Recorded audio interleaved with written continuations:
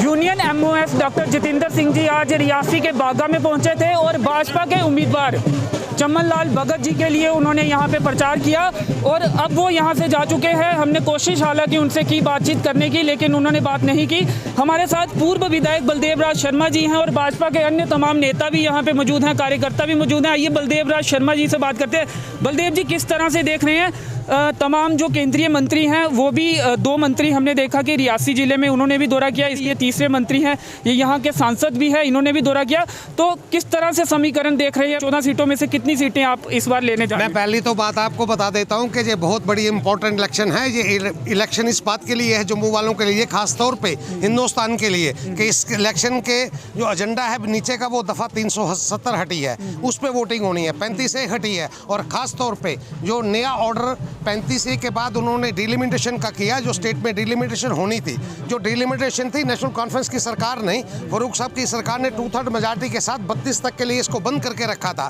ये मेन 3 जो चीज़ें हैं उसके लिए होनी है और ख़ास तौर पे इस बात पे होनी है, जैसे कांग्रेस और गुपकार गैंग इकट्ठा हो गया है। गुपकार गैंग क्या कह रहा है, यहाँ तक कि महबूबा जो कह रही है गुपकार गैंग की कि वो हिंदुस्तान का झंडा नहीं उठाएगी तो उस पर इलेक्शन होगी, और जो फारूक अब्दुल्ला जो कह रहे हैं कि हम, शेख अब्दुल्ला के बेटे जो फारूक अब्दुल्ला कह रहे हैं कि हम चाइना से मदद लेंगे और ये पाकिस्तान की बात करेंगे, तो ये सारा जो मुद्दा है ये सीधी सी बात है। ये इलेक्शन भारत माता की जय कहने के ऊपर है, ये है इलेक्शन भारत माता का झंडा उठाने के ऊपर है। और ख़ास तौर पे जो 70 साल ये गुपकार गैंग जहाँ पे रहा, आपने देखा ये डीडीसी की इलेक्शन नहीं हुई। ये जो भारत माता की जय और झंडा उठाने की बात आप कर रहे हैं, ये कश्मीर में तो चल सकता है, लेकिन यहाँ पे तो सब झंडा उठाते हैं। यहाँ कौन ऐसा नेता है जो झंडा, यहाँ के जो मुद्दे हैं क्या उस पे इलेक्शन नहीं हो? बिल्कुल, यहाँ के मुद्दों पे इलेक्शन हो रही है। अभी डॉक्टर साहब ने जैसे कहा, मैं आपको मुद्दों की बात करूँ, जो मुद्दे मैं आपको बताता हूं। मैं उससे पहले एक सवाल, गुपकार गैंग की आपने बात की, तो जो जब लद्दाख पे फिर सवाल तो पूछा जाएगा ना कि लद्दाख में जब आप अलायंस में हैं और यहाँ पे गुपकार गैंग कहा जाता है, तो फिर आप जब... बिल्कुल ऐसा नहीं है, ये मैनिपुलेशन है। कोई वहाँ पे लद्दाख में नेशनल कॉन्फ्रेंस के बिल्कुल साथ नहीं है,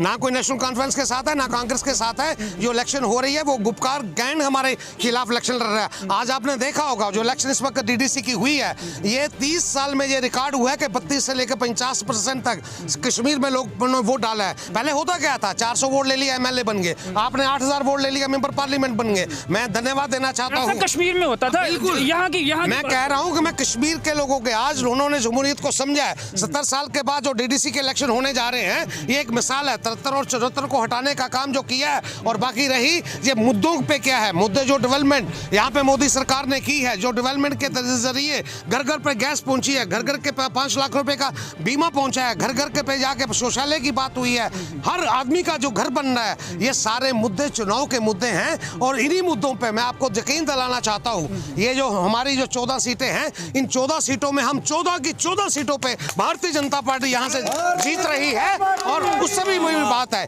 पावर टू नीचे पावर देने की जो बात है, जो हमारा मंत्री यहाँ पे होता था, वो चाहे किश्तवाड़ का हो चाहे श्रीनगर का हो, डिस्ट्रिक्ट डेवलपमेंट बोर्ड में भारतीय जनता पार्टी का यहाँ पे चेयरमैन बैठेगा, डिस्ट्रिक्ट डेवलपमेंट बोर्ड की मीटिंग में यहाँ पे वाइस चेयरमैन यहाँ पे बैठेगा। और जैसे डॉक्टर साहब ने कहा कि डीसी के बगल का कमरा इन पार्षदों के लिए होगा जो डीसी की कंसोर्सी की इलेक्शन लड़ रहे हैं। बड़ा साफ माहौल है और आपने देख लिया कि इतना लेडीज में जो होश है, कितना नौजवान साथ चल रहा है। और मैं आपको दावे के साथ कह रहा हूँ कि 19 तारीख के बाद जब 22 को रिजल्ट निकलेंगे, भारी बहुमत से जम्मू सूबे से लेके कश्मीर तक हमारी जीत होगी और सबकी सब डीडीसी हमारी बनेगी। 4G नहीं चलने का नुकसान भी होगा। चलो ये जो 4G की बात है, ये सिक्योरिटी से जुड़ी हुई है, सिक्योरिटी से ऊपर कोई बात नहीं है। हर फोरम पे यही बात आती है। रही बात कि आपका नेट चल रहा है, रही बात सरकार की तरफ से सारी चीजें हो रही हैं, सिक्योरिटी के रिलेशन में ये जो बात है वो फोर्सेस के मुताल्लिक है। जब भी ये ईज आउट होगा तो ये बिल्कुल 4G यहाँ पे चलेगा। माइनिंग का मुद्दा भी गर्म है। बिल्कुल, मैं आपको बताना चाहता हूँ, माइनिंग का जो धांधली थी जब पिछली सरकारों ने की,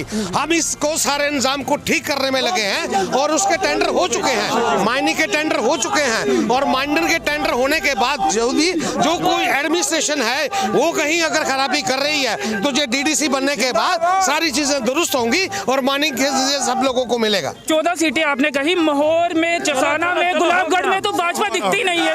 तो मैं कहता हूँ कि सबकी सब, कहीं पे हमारा इंडिपेंडेंट खड़ा है उसको सपोर्ट हो रही है, कहीं पे हम हैं। 14 की 14 सीटें भारतीय जनता की झोली में आएंगी, ये मैं आपको विश्वास दिलाना चाहता हूँ। शुक्रिया बात करने के लिए। 14 की 14 सीटें भारतीय जनता पार्टी की झोली में आएंगी। ये कहना था पूर्व विधायक बलदेव राज शर्मा जी का। हालांकि 22 तारीख को जो नतीजे आएंगे उन्हीं में पता चलेगा कि भाजपा कितनी सीटें रियासी जिले से जीती है। तो फिलहाल इस वीडियो में इतना ही। रियासी जिले की तमाम खबरों के लिए बने रहें रियासी अपडेट्स के साथ। फिलहाल नरेश भगत के साथ मुझे दीजिए अनुमति। धन्यवाद।